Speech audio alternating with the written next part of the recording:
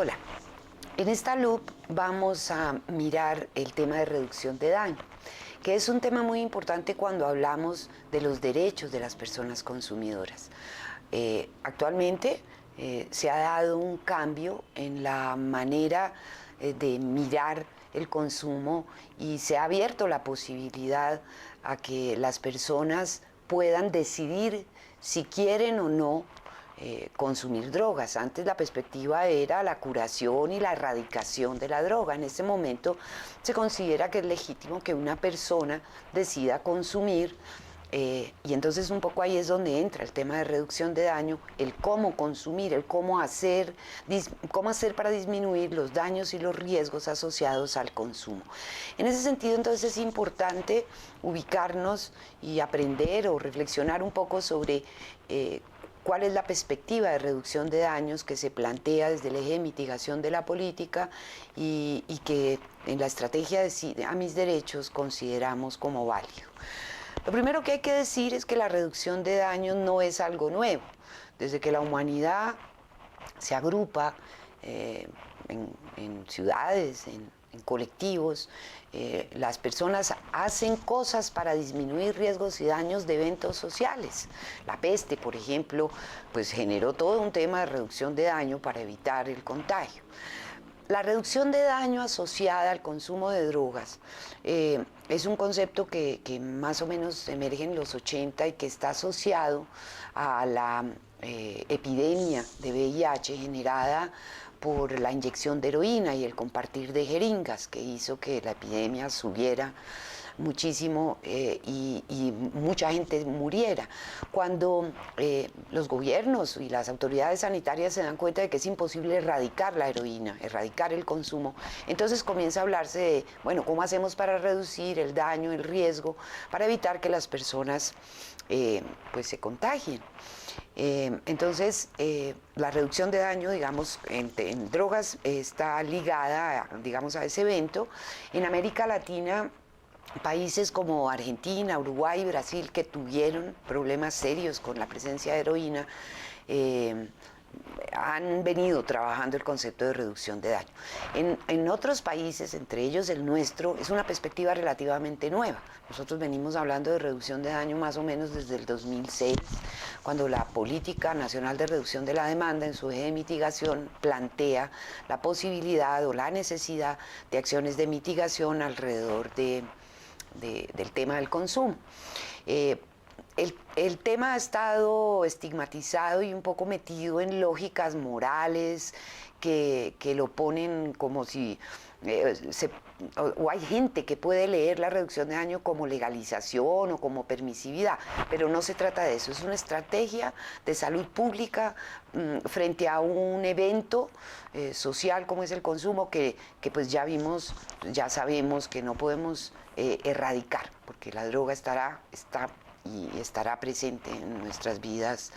Entonces, un poco se trata de cómo consumimos. En este momento, la problemática del consumo nos plantea que no es lo más grave o lo más complicado y difícil del consumo son las condiciones en las que se consume y las condiciones de la persona. En otras loops hablábamos de la red subjetiva de las personas, de los contextos, de determinantes sociales que hacen que los consumos se asocien a otros eventos que los hacen mucho más destructivos, difíciles y complicados pues para manejarlo.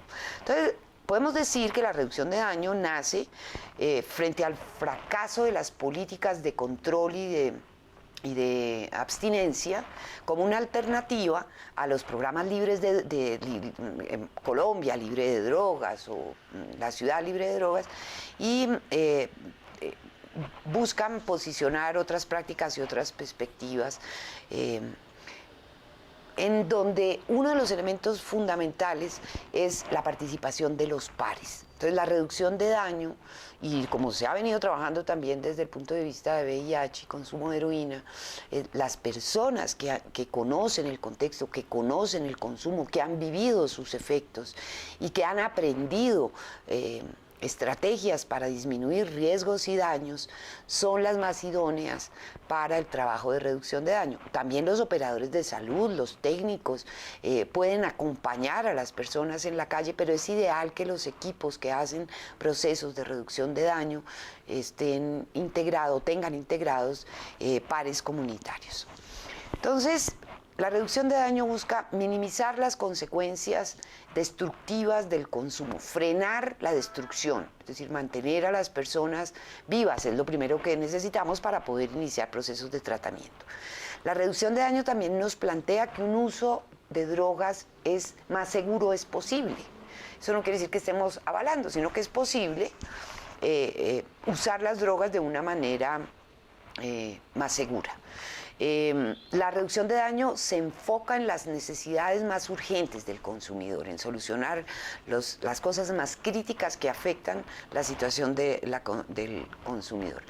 La reducción de daño nos ha enseñado que hay otras perspectivas distintas al no consumo para enfrentarse a la droga y que las personas tienen libre determinación y tienen derecho a escoger su forma de vivir y también su forma de consumir. Entonces, el componente de educación de la reducción de daño es muy importante para que las personas tomen determinaciones informadas y sepan a qué riesgos se están sometiendo o cuáles pueden disminuir. La reducción de daño tiene también un componente importante en temas de estigma y discriminación. Uno de los problemas de vulneración de derechos de los consumidores es el estigma y la discriminación que hace que los dejen por fuera, que las personas se queden por fuera de las redes de apoyo, que sean expulsados de procesos pedagógicos, de procesos laborales. Entonces, la reducción de daño contempla de manera muy fuerte el trabajo en estigma, discriminación y garantía de permanencia de las personas en los espacios a las que tienen derecho por ser ciudadanos, no solo por ser consumidores, sino por ser ciudadanos. Bien, ¿en dónde se pueden hacer acciones de reducción de daño? Se puede hacer en los planos físico, psicológico, social, económico y político. También se puede hacer en diferentes contextos y eso determina las acciones. Entonces, no es lo mismo hacer reducción de daño en barrios de alta vulnerabilidad que en colegios donde hay consumo de drogas o en cárceles o en instituciones de protección. Cada una nos plantea rutas de acceso a derechos y a prácticas de reducción de daño diferentes. La reducción de daño también es una práctica que no está restringida solamente a población vulnerable o a personas de calle. Reducción de daño podemos hacer en todos los estratos y en todos los niveles aplica. Una práctica de reducción de daño que conocemos bien es la que se ha hecho en alcohol. Si consumes, no manejes, por ejemplo. Eso es un lema de reducción de daño. Bien, entonces, la reducción de daño busca incidir sobre una serie de aspectos que vamos a mencionar. La reducción de daño busca contener la tasa de enfermedad y de muerte de los consumidores, el tránsito, contener el tránsito o el paso de consumos de drogas menos duras a más duras, o sea, de incrementar los niveles de riesgo alrededor de drogas que son más dañinas y más enganchadoras en procesos adictivos que otras. También busca contener la pérdida de la calidad de vida de las personas y cuando, por ejemplo, el consumo está asociado a presencia de VIH, la reducción de daño también busca contener el impacto del diagnóstico y meter a las personas en los procesos de salud. La reducción de daño busca también estabilizar al consumidor problemático y a las personas que están sintomáticas, cuando estamos hablando de otras patologías o de otras enfermedades asociadas al consumo, y lograr que se vinculen a los servicios de salud, de protección y de tratamiento para mejorar la calidad de vida y poder hacer garantía de derechos. La reducción de daño también busca interrumpir ese círculo vicioso que suele darse entre conductas de consumo y conductas delictivas, que suelen estar también asociadas a lo que hablábamos de la exclusión. Cuando las personas son excluidas de las redes laborales, de las redes escolares, de las redes familiares, con alguna frecuencia van a parar a las redes ilegales, a las redes de calle que sí los acogen y les permiten, digamos, ser parte de algo. Todos necesitamos, eso es un derecho y una necesidad, formar parte de colectivos, de grupos y de redes. Entonces, a través de prácticas de reducción de daño podemos buscar interrumpir ese círculo vicioso entre consumo y delincuencia, garantizándole los derechos a las personas a participar en redes sociales y en procesos laborales. La reducción de daño busca mejorar la calidad de vida de los consumidores,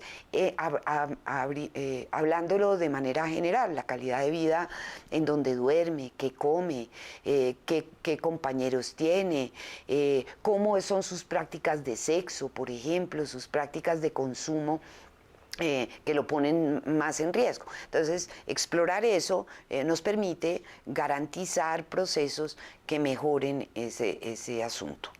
La reducción de daño también se trata de prevenir el consumo problemático entre los consumidores ocasionales. Entonces, muchachos que fuman marihuana solamente, cómo hacer todo un trabajo de acercamiento y reducción de daño para lograr que no transiten hacia drogas más duras, que cuando consuman cuiden su consumo y se cuiden unos a otros en el parche para pues disminuir riesgos. Con respecto a personas viviendo con VIH, la reducción de daño también tiene el sentido de prevenir reinfecciones. La reducción de daño busca desarrollar intervenciones transsectoriales y grupales en las comunidades locales que permitan fortalecer la organización comunitaria, disminuir el estigma e integrar a las personas sin tenerlas que sacar del territorio. Con muchísima frecuencia los consumidores que no quieren dejar de consumir, pero que pueden consumir de una manera más segura, cuando el ambiente local los integra y les permite ser personas y se les reconoce como ciudadanos con derechos a pesar de su consumo, pues eso ayuda muchísimo a los procesos de tratamiento y a disminuir los daños y los riesgos. La reducción de daño también debe buscar sistematizar y evaluar los cambios o las acciones y los cambios que produce en los patrones de riesgo de las personas, de manera que nos permita mostrarle a las personas sus avances, entender qué es de lo que hacemos, lo que sirve y sobre todo replicar y contarle a otros cómo se hace para lograr buenas prácticas. Entonces, decíamos al comienzo que la reducción de daño tiene prácticas diversas de acuerdo a los contextos donde se lleva a cabo la intervención, pero eso será motivo de otra lucha.